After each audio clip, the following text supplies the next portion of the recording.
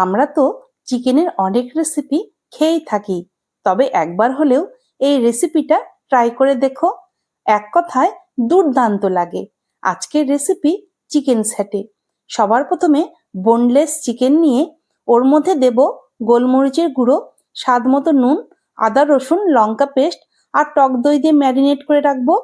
এরপর একটি বাটিতে কর্নফ্লাওয়ার, নুন, লঙ্কা পেস্ট আর অল্প জল দিয়ে ব্যাটার তৈরি করে রাখছি। এখন লাল সবুজ ক্যাপসিকাম, পেঁয়াজ কিউব করে কেটে একটি কাঠি নিয়ে 2 রকমের ক্যাপসিকাম, পেঁয়াজ, চিকেনের টুকরো দিয়ে সবগুলো রেডি করে নিচ্ছি।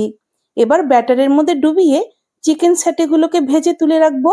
এরপর চিকেন স্যাটেগুলোকে আর একটু টেস্টি করার জন্য প্যানের মধ্যে অল্প তেল দিয়ে পেঁয়াজ, আদা, রসুন, লঙ্কা কুচি ঢেলে 2 রকমের সস, চিকেন স্যাটে আর ধনেপাতা কুচি দিয়ে টস করে নিলেই রেডি আমাদের টেস্টি চিকেন স্যাটে। টাটা।